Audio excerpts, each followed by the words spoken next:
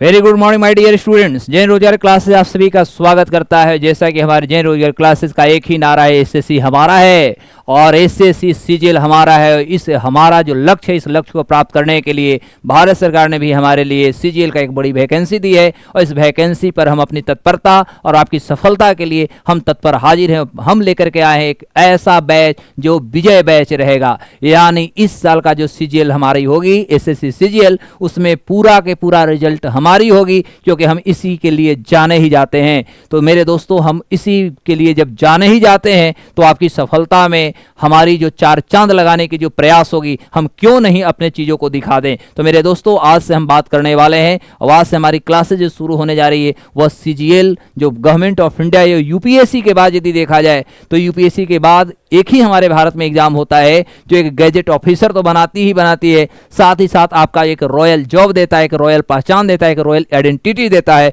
जो कि समाज, घर तथा आसपास पड़ोस सभी जगह आपकी एक सम्मान अलग ही बन जाती है। और वह होता है सीजीएल, जो आपका एसएससी स्टाफ सिलेक्शन कमीशन के अंतर्गत आपको कंबाइंड जो ग्रेजुएशन लेवल का जो एग्जाम होती है उस पर आज हम बात करने जा रहे हैं। तो मेरा नाम हुआ प्रोफेसर अशोक कुमार दुबे। जैन रोजगार क्लासेस की तरफ से आप सभी का स्वागत करता हूं और हम बात करेंगे आज इंडियन पॉलिटी का, क्योंकि आपका जीएस का जो टर्म होता है, ध्यान देंगे, इंडियन पॉलिटी में जो आपका जीएस होता है, जैसा कि तो आपका जीएस जो होता है यह आपका जो क्वेश्चन का ट्रेडिशन अभी हो गई है, यह आपका अप्लाइड ट्रेडिशन हो गई। अप्लाइड ट्रेडिशन का मतलब कह सकते हैं कि आपका पॉलिटी में भी ट्रेडिशनल तो क्वेश्चन आते ही आते हैं, साथ ही साथ इसमें आपका करंट भी जोड़ दिया जाता है।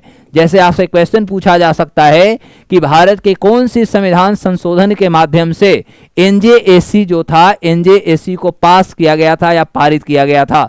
हो सकता है कि हमारे भारत में नारी शक्ति वंदन अधिनियम आ चुकी है। तो यदि आपसे ये पूछ लिया जाए कि जो हमारा नारी शक्ति वंदन अधिनियम है, ध्यान देंगे, तो जो हमारे यहाँ नारी शक्ति वंदन अधिनियम है, ये वंदन अधिनियम और एक होगा नारी शक्ति वंदन विधायिका कह सकते हैं, विधायिका। अब ये दोनों को यदि आपसे नंबर पूछ दिया जाए तो मायने सी बात आप कंफ्यूज हो जाएंगे।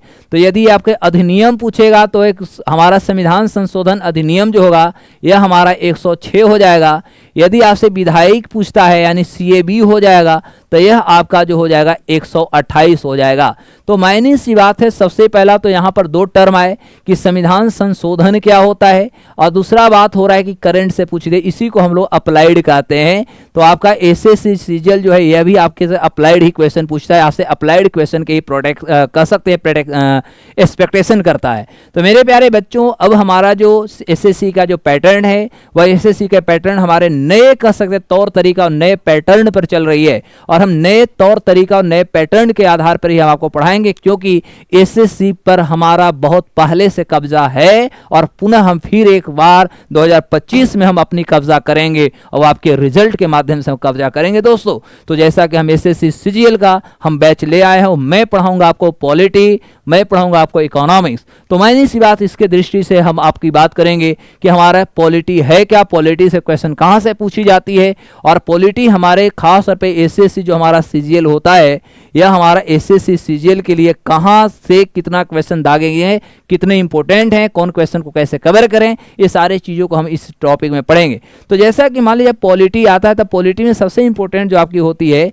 वह हमारा होता है यूनियन, जो हमारा एग्जीक्यूटिव होता है, यूनियन एग्जीक्यूटिव हमारा सबसे इंपॉर्टेंट टॉपिक होता है, उससे सबसे ज़्यादा क्वेश्चन पूछे जाते हैं। उसके बाद जो हमारा लोकल गवर्नेंस होता है, हमारा फंडामेंटल राइट्स से रिलेटेड होते हैं, हमारा कॉन्स्टिट्यूशन का जो हिस्टोरिकल बैकग्राउंड होते हैं, ये सारे चीज़ों से बहुत ज़्यादा क्वेश्चन पूछे जाते हैं। तो ये सारे क्वेश्चंस को भी हम लोग देखेंगे, पढ़ेंगे और एसएससी 2025 पे अपना कब्जा जमाएंगे। और जैन रोजगार क्लासेस इसी स्लोगन के रूप में जाना जाता है, क्योंकि आपकी सफलता ही हमारा पर्याय है, हमारी पहचान है। तो ये गतिविधियों को हम लोग आगे बढ़ाते हुए कुछ क्वेश्चन आपके सामने लाया गया है और एक क्वेश्चन आप देखेंगे, क्वेश्चन का था उद्देशिका। उद्देशिका को हम लोग क्या बोलते हैं, इसी को पंडित जवाहरलाल नेहरू जो थे वो नेहरू जी पहली बार देखेंगे तो 13 दिसंबर 1946 को उन्होंने ऑब्जेक्टिव रेजोल्यूशन के माध्यम से पंडित नेहरू जी जो थे उन्होंने संविधान जो हमारी सभा थी, ये संविधान सभा को उन्होंने अधिकृत किया था यानी लाया था, जिसे आपने देखा कि 22 जनवरी 1947 को इसकी मंजूरी मिली थी। क्लियर हुआ? तो इसे हम जो ऑब्जेक्टिव रेजोल्यूशन है, उद्देशिका जो कहते हैं, इसी को आज वर्तमान में हम लोग प्रस्तावना कहते हैं। याद रखना है, इसी को हम लोग वर्तमान में क्या कहते हैं? प्रस्तावना कहते हैं। लेकिन पंडित नेहरू जी जब लाए थे तो इसे उद्देशिका कहा जाता था। तो अब होता है कि उद्देशिका में समाजवादी एवं धर्मनिरपेक्ष शब्द जोड़े गए। तो देखो, ये दोनों शब्द जो थे मेरे प्यारे बच्चों, ये चीज़ों को आप याद रखिएगा। बल्कि हम कह सकते हैं कि हमारा 42वां संविधान संशोधन जो हुई थी, यह हमारा 1976 में हुआ था। और इसके माध्यम से हमारे पास 3 वर्ड जुटे थे। एक हमारा सोशलिस्ट था, ठीक है, एक हमारा सेक्युलर था, और एक हमारा जो था इंटेग्रिटी था। ठीक है, तो इस तरह से हम 42वां संविधान संशोधन के माध्यम से हमारी जो उद्देशिका यानी जो हमारी प्रस्तावना है, प्रस्तावना में हमने 3 शब्दों को जोड़ा है। लेकिन क्वेश्चन आपसे पूछता है कि केवल आप हमें ये बताइए कि समाजवादी और एक हमारा धर्मनिरपेक्ष जो शब्द थे, ये दोनों की कौन सी संविधान संशोधन के माध्यम से जोड़ा गया है? तो इसकी जवाब हो जाएगा आपका 42वां संविधान संशोधन, और ईयर हो जाएगा 1976, यानी 1976 में इसको जोड़ी गई थी। आई थिंक सबको क्लियर हो गया होगा। दूसरा क्वेश्चन हम लोग देखेंगे, भारतीय संविधान के अनुसार मानव का दुर्व्यापार और बलात्श्रम निषेध है, यह कौन से अनुच्छेद में वर्णित है? देखो, अब यहाँ पर यदि देखा जाए तो बलात्श्रम और निषेध की यदि बात किया जाए तो हमारे भारत के संविधान में यदि देखेंगे तो अनुच्छेद हमारा 23 और 24, 2 चीज़ों को याद रखेंगे, आगे हम लोग बात करेंगे। तो अनुच्छेद हमारा 23 और 24 में देखेंगे तो यहाँ पर शोषण के विरुद्ध अधिकार दिए गए। क्या है? शोषण के विरुद्ध यदि देखा जाए तो शोषण के विरुद्ध हमें अधिकार दी गई है। और इसी अधिकार में हमारा अनुच्छेद देखेंगे तो हमारा अनुच्छेद जो 23 होता है मेरे प्यारे बच्चों, अनुच्छेद 23 जो होता है, 23 के अंतर्गत आप ये देखिएगा कि यहाँ पर एक कहा जाता है कि आप किसी भी मानव की जो बॉडी होता है, ये मानव बॉडी का आप किसी भी प्रकार का ट्रैफिकिंग नहीं करेंगे, व्यापार नहीं करेंगे, बलात्श्रम नहीं करेंगे। तो इसका आंसर आपका जो हो जाएगा वो अनुच्छेद 23 होगा। अनुच्छेद 24 जो होता है, अनुच्छेद 24 में कहा जाता है कि 14 वर्ष से यदि कम उम्र के बच्चे हैं, 14 वर्ष से कम उम्र के बच्चे हैं, तो उनसे किसी भी प्रकार के आप हैजार्डिक जो होता है यानी खतरनाक काम नहीं करा सकते हैं। और ये 25-26 जो होता है, ये हमारी धार्मिक स्वतंत्रता से संबंधित है। ठीक है, इसलिए इसका आंसर क्या हो जाएगा? इसका आंसर आपका ए हो जाएगा अकॉर्डिंग टू क्वेश्चन। अगला क्वेश्चन देखते हैं क्या है। आपातकाल की उद्घोषणा हो तब निम्नलिखित में से कौन से मूल अधिकार को छोड़कर अन्य सभी मूल अधिकारों के परिवर्तन के लिए न्यायपालिका में या न्यायालय में जाने का अधिकार निलंबित रहता है? देखो, इसका यदि देखा जाए तो ये हमारा 44वां जो संविधान संशोधन 1978 हुआ था, इसके माध्यम से कहा गया था कि अनुच्छेद 20 और अनुच्छेद 21 चाहे किसी भी हालात हो जाए, यानी आपातकाल भी यदि आ जाता है तो इस आपातकाल में किसी को हम कह सकते हैं कि प्राण दैहिक जो स्वतंत्रता होती है, वो प्राण दैहिक स्वतंत्रता उन्हें छीन बीन नहीं किया जाएगा। तो ये 44वां संविधान सन 1978 जो था, इस समय मोरारजी देसाई जो थे, वो मोरारजी देसाई देश के प्रधानमंत्री थे, क्योंकि इस समय इंदिरा गांधी प्रधानमंत्री रहते हुए बुरी तरह से हार जाती है। और मोरारजी देसाई भारत के नन कांग्रेसी पहले प्रधानमंत्री बनते, जो गठबंधन की सरकार बनी थी, जनता पार्टी की सरकार बनी थी।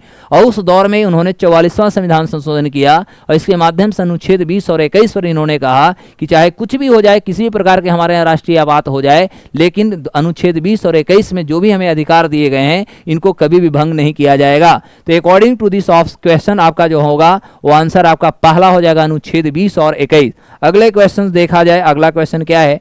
अगला है संविधान सभा में उद्देश्य प्रस्ताव निम्न में से किस एक के द्वारा प्रस्तुत? अभी जस्ट हमने बताया था कि उद्देश्य प्रस्ताव जो था यह हमारा 13 दिसंबर 1946 को पंडित जवाहरलाल नेहरू जी के द्वारा लाया गया था और इस संविधान सभा को उन्होंने सुपुर्द किए। और अंतिम रूप से हमने देखा कि 22 जनवरी 1947 को 1947 को जो संविधान सभा थी, संविधान सभा इसे मंजूरी देती है और मंजूरी देने के बाद हम इसे स्वीकार कर लिए थे।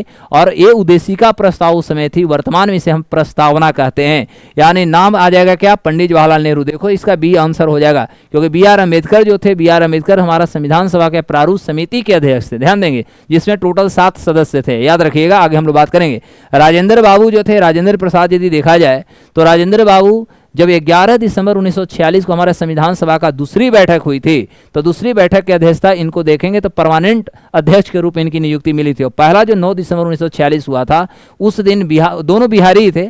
9 दिसंबर को जो थे वो सच्चिदानंद सिन्हा जी थे, जो आपको भोजपुर जिला से आते थे, और राजेंद्र बाबू जो थे उस समय सारण की बात करेंगे, सारण से। तो दोनों जो थे संविधान सभा के सदस्य की बात करें, अध्यक्ष की बात करें, दोनों बिहार से ही मिले और अंत में राजेंद्र बाबू देश के राष्ट्रपति भी पहले बन गए। डॉक्टर सीडी देशमुख, खैर सीडी देशमुख इनसे कोई मतलब नहीं, संविधान से इनका हम इसमें नहीं रखेंगे, तो इसका आंसर जो हो जाएगा और जवाहरलाल नेहरू हो जाएंगे। अगला क्वेश्चन क्या है, अनुच्छेद 108। देखो अनुच्छेद 108 में क्या होता है कि यदि कोई बिल हमारा जो होता है लोकसभा, हमारे पास 2 सदन है, दोनों समझेंगे, हमारे पास सदन जो है हमारा केंद्र में द्विसदनात्मक व्यवस्था है, द्विसदनात्मक हमारे यहाँ व्यवस्था है, क्योंकि हमारे पास 2 है, एक हमारा लोकसभा होता है और एक हमारी राज्यसभा होती है, ठीक है।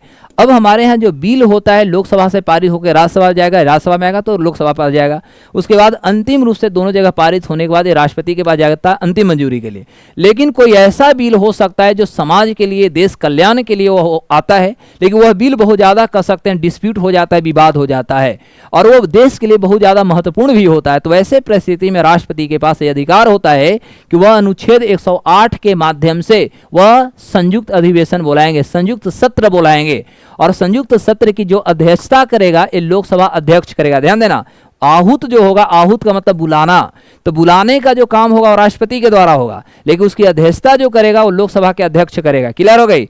और इस तरह से कह सकते हैं कि भारत में 3 बार अभी तक हमारा ज्वाइंट सेशन बुलाई गई है अनुच्छेद 108 के अनुसार। पहला बुलाया गया है जब हमारे भारत में 1961 में दहेज प्रतिषेध अधिनियम आया था। 1978 में देखोगे तो हमारे यहाँ आया था जब मोरारजी की सरकार थी, तो उस समय हमारे यहाँ बैंकिंग रेगुलेशन लेकर के आया था। उसके बाद अटल बिहारी वाजपेयी की सरकार 2002 में देखेंगे पोटा कानून लेकर गया था, पोटा यानी प्रिवेंशन ऑफ टेररिज्म एक्ट को लेकर गए। तो अभी तक भारत के इतिहास में अनुच्छेद 108 के माध्यम से 3 बार हमारे यहाँ संयुक्त सत्र को बुलाई गई। तो देखो क्वेश्चन क्या कहता है कि 108 के अंतर्गत लोकसभा और राज्यसभा को संयुक्त बैठक आहूत कौन करता है। आहूत का मतलब मैंने क्या बताया, आहूत का मतलब बुलाता कौन है, तो दोनों है यहाँ पर। ऑप्शन देखो, देखा है कि लोकसभा के अध्यक्ष, तो अध्यक्ष क्या करता है, अध्यक्षता करता है। ध्यान देंगे, ये यहाँ पर अध्यक्षता करेगा, ठीक है। और यहाँ वर्ड दे दिया है आहूत, आहूत का मतलब होता है बुलाना, तो बुलाने का काम हमारे राष्ट्रपति करेंगे, और इसका आंसर हो जाएगा डी। और यदि क्वेश्चन ये भी याद रखना है कि 108 जो हमारा अनुच्छेद सत्र जो होती है, संयुक्त सत्र होती है, तो यदि कोई भी बिल हमारा संयुक्त सत्र में आता है, पास हो गया, तो यह माना जाता है कि दोनों सदनों से पारित हो चुकी है और राष्ट्रपति ही बुलाए हैं। इसलिए अब इसी में किसी भी प्रकार के कोई संशय अब नहीं रखना है, वह देश के अधिनियम बन जाते हैं, कानून बन जाते हैं। अगला क्वेश्चन देखा जाए क्या कहता है, थैंक यू। तो कोई बात नहीं है, हम लोग आगे की और क्वेश्चन देखेंगे और अगले क्वेश्चन के साथ फिर हम लोग मिलेंगे। तो आपको एक कैसा लगा आप लोग अपने कमेंट सेशन में बताएं। और आपका JRC जो है, JRC बहुत आपकी तेजी से इंतजार कर रही है, क्योंकि हम करेंगे कब्जा, और वह होगा हमारा CGL SSC staff selection commission combined graduation level का जो एग्जाम होती है। इसके लिए मैं बहुत पहले से जाना जाता हूं, और 2025 में आपकी सफलता से हम और परचम लहराएंगे, तिरंगा हमारी और फहरेगी। तो मेरे प्यारे बच्चों, आप सभी से गुजारिश है कि जम के लग जाओ, JRC के साथ जुड़ो, और आप अपनी रिजल्ट में, अपनी सफलता में एक जो होता है प्रतिद्वंदिता की भावनाओं को प्रतीत करते हुए अपनी सफलता का परचम लहराइए। नमस्कार, जय हिंद।